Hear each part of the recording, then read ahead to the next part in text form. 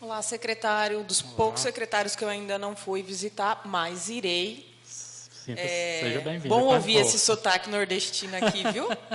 Diferente, né? É, muito bom. Bom, primeiro, parabéns, tá? Nós fizemos algumas visitas na semana retrasada aos postos de vacinação. E justo logo, 2 dias depois, a Prefeitura anunciou a adoção do cadastro, né? Então, a gente vê que tem um esforço de otimizar esse plano de vacinação para tornar ele mais eficiente, evitar perdas de viagem mesmo das pessoas. Então, esse é um primeiro ponto. Queria concordar com você no começo da sua fala, quando você disse que tem que ampliar o isolamento social, porque novos leitos, a gente não quer ver esses leitos lotados, e, por enquanto não tem vacina, isolamento social é a melhor prevenção. Sobre a questão do tratamento precoce, né, eu sempre gosto de lembrar o seguinte: o precoce, né, ele depois que você tem um diagnóstico, nenhum tratamento mais é precoce, certo? Porque você tem um diagnóstico e aí você vai tratar com a liberdade, com a autonomia do médico, mas não tem, é a ideia do preventivo. O preventivo é que não existe evidência científica que comprove a eficiência, né? Inclusive, o Conselho Nacional dos Secretários de Saúde oficiou o governo federal, e eu já disse isso nessa casa esse ano, que o governo federal retirasse os documentos, as propagandas, né, as menções ao tratamento precoce, justamente porque não tem evidência científica e pode se configurar uma barreira aí na contenção da contaminação e um certo relaxamento por parte da população no sentido de tomar as medidas previstas nos protocolos.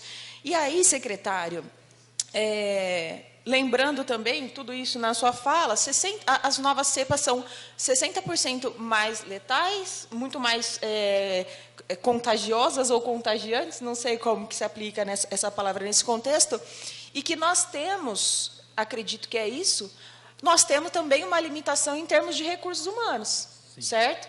Por quê? Porque novos leitos e aparelhagem, talvez seja possível comprar, adquirir de uma hora para outra emergencialmente, mas não se forma enfermeiros e médicos repentinamente, lembrando que é uma demanda nacional e que outras cidades da nossa região também vão buscar esses profissionais. Então, são informações para reforçar tudo aquilo que o Juninho também disse, que é essa preocupação com a conscientização da população.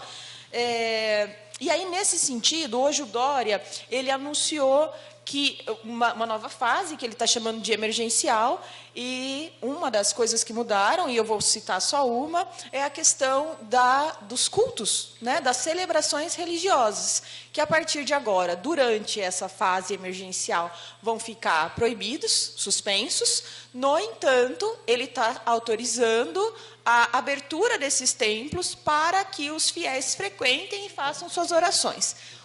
Onde eu estou querendo chegar? Que vejo aí uma brecha, e aí uma brecha que se torna um problema para nós que estamos preocupados em conter a aglomeração, em conter como que eu posso dizer, a desobediência desses protocolos, dessas recomendações. Vou fazer uma pergunta para o senhor, né? Embora isso aqui não seja uma sabatina, mas o pessoal foi se sentindo à vontade, eu vou colocar uma perguntinha também, tá? Claro. Do ponto de vista legal, que é também o ponto de vista científico, né? O que oficialmente nós temos em termos de, assim, para cada médico, um médico dedicado a pacientes em UTI, quantos pacientes esse médico pode atender? E quantos pacientes podem estar sob a supervisão desse médico também, não só na UTI, mas na enfermaria Covid, né? Falando da questão do Covid. Então, esse é um primeiro ponto. Só para a gente imaginar, entender qual que é a limitação em termos de RH, de recursos humanos, do tratamento preventivo, que não existe, cientificamente falando, já citei aqui, e eu gostaria que o senhor, se puder, dar uma palavra sobre isso também. Pensando na questão dos templos religiosos, que têm a sua importância inegável, mas que, nesse momento, podem ser aí focos de aglomeração, e a gente não quer isso. Aí eu venho com uma segunda pergunta, que é: a vigilância sanitária, junto com a Guarda Municipal, eles têm essa função de estar fiscalizando. Até aí, ok. O que eu gostaria que o senhor colocasse aqui para nós?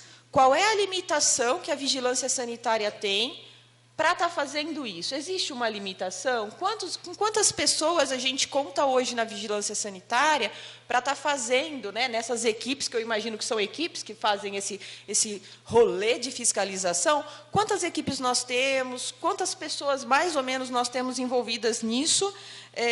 Porque isso é importante para a gente, em termos de fiscalização.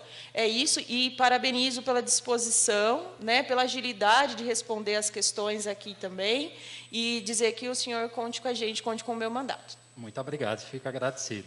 Então, em relação ao primeiro ponto que a senhora tocou, senhorita, não sei, desculpa, tão jovem. Então, com relação ao primeiro ponto, o dimensionamento do RH. Um médico fica com 10 pacientes. Isso é o que a RDC 50 preconiza, certo? E, com relação ao segundo ponto que a senhora tocou, foi em relação ao tratamento precoce, né? Hoje, o que a gente tem é um protocolo que é desenhado pela CCIH. Para quem não sabe, CCIH é Comissão de Controle de Infecção Hospitalar, que é, digamos assim, a gestora de todo o controle desta pandemia, né, principalmente no ambiente hospitalar, e ela escreve os fluxogramas e direcionadores. Costumo dizer direcionadores porque a gente respeita a autonomia médica, certo? O outro ponto que a senhora falou, desculpa, no primeiro item. Com relação à vigilância, o número de pessoas, eu vou ficar lhe devendo, mas eu prometo que eu lhe respondo, e o que hoje nós temos de limitação, sendo muito sincero, são de pessoas. A gente tem um déficit de pessoas, sim, na vigilância, que, infelizmente, acaba sendo realmente um limitador para que a fiscalização seja o máximo de efetiva possível, certo? Outro ponto que a senhora falou foi... com relação à questão dos templos religiosos. Hoje, como a vereadora falou, né, a gente teve alterações no Plano de São Paulo. E exatamente por isso que eu vou pedir a licença daqui a pouco para sair um pouco mais cedo, porque hoje, às 5 horas da tarde, nós vamos ter reunião do Comitê de Crise. É importante salientarmos que as decisões que são transversais, que envolvem mais de uma secretaria, para além da saúde, são determinadas pelo Comitê de Crise, que tem diversos segmentos de secretários, Defesa Civil, Gama. A senhora até participou de né, que o tema era a educação, e agora, às 5 horas da tarde, nós estaremos reunidos exatamente para discutir. Então, só após essa reunião é que eu vou poder te dar um posicionamento, porque não é o secretário de saúde, é o colegiado que discute as proposições.